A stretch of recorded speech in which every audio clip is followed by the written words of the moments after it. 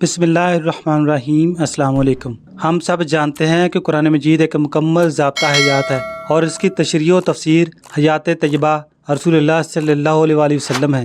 غیر مسلم سائنسدانوں نے حتی المکان کوشش کی ہے کہ قرآن مجید میں کوئی غلطی مل جائے مگر وہ ناکام رہے، اور تقریباً 80% واقعات کو سائنسی طور پر صحیح ثابت پایا گیا ہے۔ جو 20% رہ گئے ہیں وہ بھی انشاءاللہ وہ صحیح پائیں گے۔ ایک عزیز دوست نے یہ معلومات بھیجی ہے، آپ سب سے شیئر کرنا چاہتا ہوں۔ اس پر عمل کرنے سے 75% ثواب ان کو 25% مجھے وسیلہ بننے پر مل جائے گا انشاءاللہ عز و جل۔ پہلی بات تو یہ عرض کرنا چاہتا ہوں کہ ہمارے پیارے رسول اللہ صلی اللہ علیہ وسلم زندگی بھر کبھی بیمار نہیں ہوئے۔ وجہ آپ کو اس ویڈیو میں بتائی جائے گی۔ نمبر 1، صبح جلدی اٹھنا۔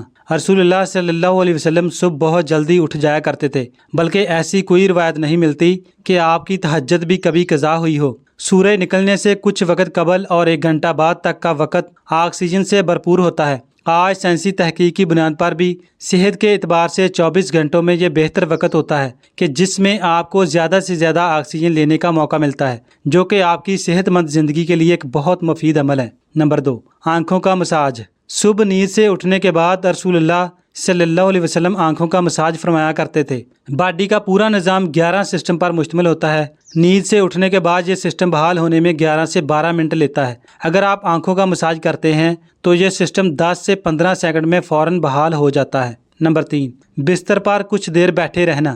رسول اللہ صلی اللہ علیہ وسلم بستر سے اٹھ کر کچھ دیر بیٹھے رہتے تھے، اور معمول تھا کہ 3 دفعہ سورہ اخلاص پڑھتے تھے، کہ جس کو پڑھنے میں تقریباً 1 منٹ صرف ہوتا ہے۔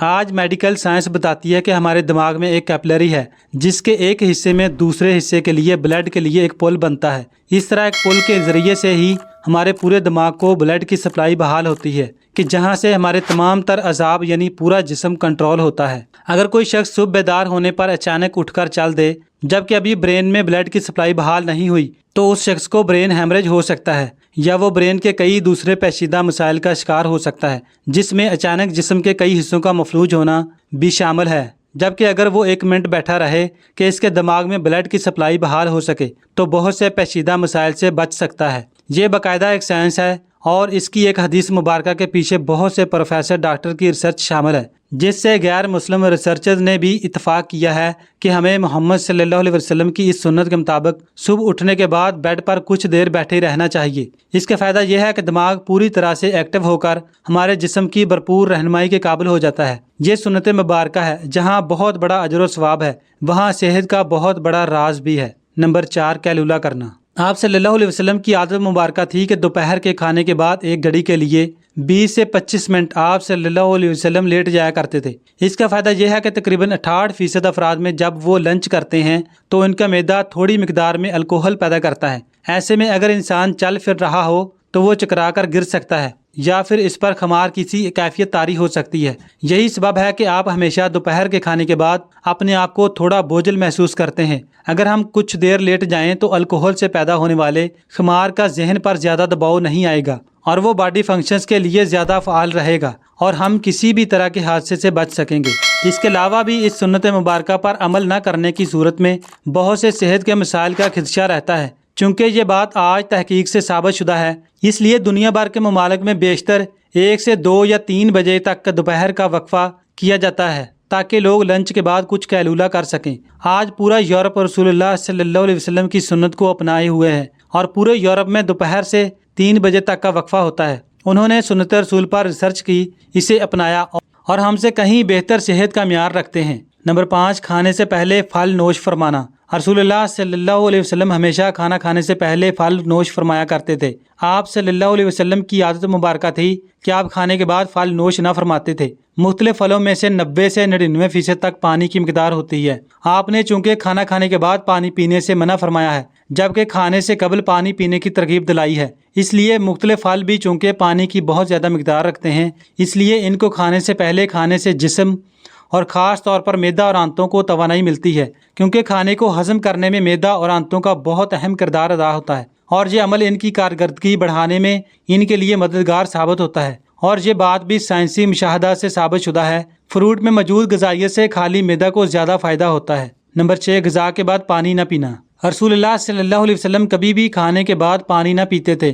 آج علم و تحقیق سے جو باتیں سامنے آئی ہیں ان سے پتہ چلتا ہے کہ اس سنت مبارکہ پر عمل نہ کرنے اس قدر نقصانات ہیں کہ گمان بھی نہیں کیا جا سکتا۔ جب ہم کھانے کے بعد پانی پیتے ہیں تو کھانے میں جس قدر بھی فیٹس ہوتے ہیں وہ کھانے سے نکل کر معدے کے اوپر والے حصے کی طرف آ جاتے ہیں۔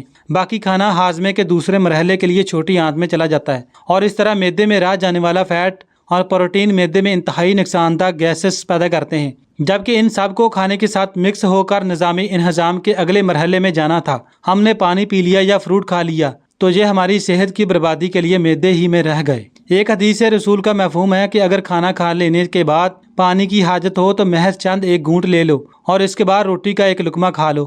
جاپانی ریسرچ ہے کہ کھانے کے بعد پانی پینے سے جو فیٹ اوپر آ رہے تھے اور آپ نے جو بعد میں لقمہ کھا لیا تو فیٹس کے اوپر آنے کا سلسلہ نہ صرف وہیں رک جاتا ہے بلکہ وہ دوبارہ غذا کا حصہ بن جاتے ہیں۔ اس لیے کھانا کھانے کے بعد پانی ہرگز نہیں پینا چاہیے کہ جو پیٹ میں نہ صرف گیسز، تذابیت، بد ہضمی کا باعث بنتے ہیں بلکہ دل کے بہت سے امراض کا تعلق بھی اسی سنت مبارکہ پر عمل نہ کرنے کے سبب سے ہی ہے۔ نمبر 7، وضو۔ ہم دن میں 5 فرض نمازوں کے لیے کم از کم 5 بار وضو کرتے ہیں، کیونکہ وضو کے بغیر نماز نہیں ہوتی اور منہ، ناک، بازو، سر اور پاؤں دھوئے بغیر وضو نہیں ہوتا۔ یعنی دن میں 5 بار ہم جسم کے ان تمام ظاہری اعضاء کو دھوتے ہیں جن پر مٹی اور کاربن لگ سکتے ہیں۔ آج سائنسی مشاہدات یہ بات ثابت کرتے ہیں کہ جسم کے جن اعضاء پر مٹی یا کاربن لگ سکتی ہے، اگر ان کو صاف نہ کیا جائے اور وہ جسم کے اس حصے یا بدن پر لگے رہیں تو ان اعضاء اور دماغ کا کنیکشن فوراً کمزور ہو جاتا ہے، یعنی جسم کا اعصابی نظام کمزور ہو جاتا ہے۔ وہ چونکہ مسلسل دماغ کو یہ پیغام بھیج رہے ہوتے ہیں کہ جسم پر کوئی چیز آ گئی ہے جس کی صفائی کا اہتمام کیا جائے۔ اگر ایک شخص صرف صبح اور شام منہ دھوتا ہے، اس کے اعضاء اور دماغ کا تعلق کمزور پڑ جاتا ہے اور بہت سے اعصابی مسائل کا شکار ہو سکتا ہے۔ اسلام کم از کم دن میں 5 بار اعضاء کی صفائی کا بندوبست کرتا ہے اور جمعہ کے روز ناخن اور مکمل صفائی کا اہتمام کرتا ہے۔ اس لیے جمعہ کا غسل ہر مسلمان پر واجب ہے۔ رسول اللہ صلی اللہ علیہ وسلم نے نہ صرف ایسا کرنے کا حکم فرمایا ہے بلکہ یہ سب آپ صلی اللہ علیہ وسلم کی سنت مبارکہ کا حصہ بھی ہے۔ نمبر 8، جلد سونا۔ رسول اللہ کی ایک اور عادت مبارکہ یہ بھی تھی کہ آپ رات جلدی سو جایا کرتے تھے۔ عموماً آپ نماز عشاء کے فوراً بعد سو جاتے تھے، یعنی رات جلد سونا اور صبح جلد اٹھنا آپ کے معمولات میں شامل تھا۔ ہماری بایولوجیکل واچ جو کہ ہمارے پورے جسم کے نظام کو منظم کرتی ہے، جب یہ باہر اندھیرا دیکھتی ہے تو یہ آپ کے جسم کو سونے کا سگنل دے دیتی ہے۔ جسم کو تیاری کے لیے یہ 1.5 سے 2 گھنٹے کا ٹائم دیتی ہے کہ اس وقت تک آپ کو لازمی سونا ہے۔ نوٹ کیجئے کہ نماز مغرب اور عشاء میں بھی تقریباً اتنا ہی دورانیہ ہوتا ہے۔ اس کا فائدہ یہ ہوتا ہے کہ آپ کے جسم کے اندر بایولوجیکل واچ کے تحت ایک ڈاکٹر جاگ جاتا ہے جو پورے جسم کی مینٹیننس کرتا ہے۔ اگر کہیں زخم آ گیا ہے تو وہ اس کو ریپیئر کرتا ہے۔ اگر جگر یا کسی اور عضو میں کچھ مشکل ہے تو اس پر کام کرے گا، بلکہ سونے کے بعد سب سے پہلے جگر پر ہی کام کرتا ہے۔ اور جو جگر کے مریض ہیں ان کے لیے یہ مشورہ بھی ہے کہ وہ اپنی نیند کے نظام کو بہتر کر کے اپنے جسم کے ڈاکٹر کو علاج کا موقع دیجیے اور پھر اس کے ثمرات دیکھیے۔ مینٹیننس کا یہ عمل روزانہ کی بنیاد پر ہوتا ہے۔ اللہ رب العزت نے آپ کے جسم میں ایک خودکار نظام رکھا ہے اور یہ تب کام کرتا ہے جب آپ جلدی سونے کی عادت اپناتے ہیں۔ عہد جہالت میں عربوں میں ایک رواج تھا کہ رات کے کھانے کے بعد ان کے ہاں دیو ملائی کہانیوں کی محفلیں ہوتی تھیں جو رات گئے چلتی رہتی تھی، اور اس ماحول میں رسول اللہ صلی اللہ علیہ وسلم کا رات جلدی سونا بھی ان کے نزدیک ایک قابل اعتراض عمل تھا۔ یہ تو عہد جہالت تھا، لیکن آج ماڈرن ایج کا دعویٰ کرنے والے مسلمانوں کے ہاں بھی دیر تک جاگنے کو نہ صرف قابل اعتراض نہیں سمجھا جاتا بلکہ کچھ حد تک تو قابل فخر بھی سمجھا جاتا ہے۔ عہد جہالت کی محفلوں کی جگہ آج ماڈرن انٹرنیٹ اور سیٹلائٹ ٹیکنالوجی نے لے لی ہے، لیکن جلدی سونا رسول اللہ کے معمولات میں تھا کیونکہ جسم کے اندرونی ڈاکٹر کی افادیت سے واقف تھے، اور یہی وجہ ہے کہ پوری حیات مبارکہ میں رسول اللہ صلی اللہ علیہ وسلم ایک لمحے کے لیے بھی بیمار نہیں ہوئے۔ نمبر 9، مسواک کرنا۔ رسول اللہ صلی اللہ علیہ وسلم مسواک کو بہت پسند فرماتے تھے اور خصوصاً دن میں 5 دفعہ ہر نماز میں وضو کے ساتھ تو ضرور اس کا اہتمام فرماتے تھے۔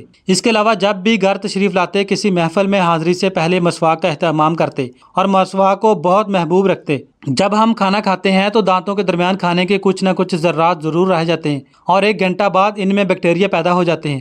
2 گھنٹے بعد یہ ذرات نرم ہو جاتے ہیں جن کی وجہ سے یہ بیکٹیریا ہی ہے۔ اس لیے ہمیں کہا گیا ہے کہ کھانے سے پہلے، بعد سونے سے پہلے، بعد مسواک کا اہتمام کیا جائے، ورنہ یہ ہارٹ اٹیک کا بھی سبب بن سکتے ہیں۔ آج امریکہ اور مغربی ممالک میں صبح اٹھنے کے بعد بغیر منہ صاف کیے کھانے پینے کا رواج ہے جو ان میں طرح طرح کی بیماریوں کا سبب بن رہا ہے۔ آسٹریلیا کی ایک یونیورسٹی نے ہارٹ اٹیک کے 500 مریضوں پر ریسرچ کی۔ انہوں نے جہاں اور بہت سی وجوہات بیان کی، وہاں ایک وجہ یہ بھی تھی کہ یہ لوگ ٹوتھ برش کرنے کے عادی نہ تھے، جس کے سبب ان کے دانتوں پر جمے میل کا پیٹ میں اتنا اضافہ ہوا کہ وہ ہارٹ کی آرٹری کو بلاک کرنے کا سبب بنا، جبکہ ہمیں رسول اللہ صلی اللہ علیہ وسلم نے مسواک کی اس حد تک تلقین فرمائی کہ ایک موقع پر فرمایا کہ اگر امت پر بھاری نہ ہوتا تو میں امت پر مسواک کو فرض قرار دے دیتا۔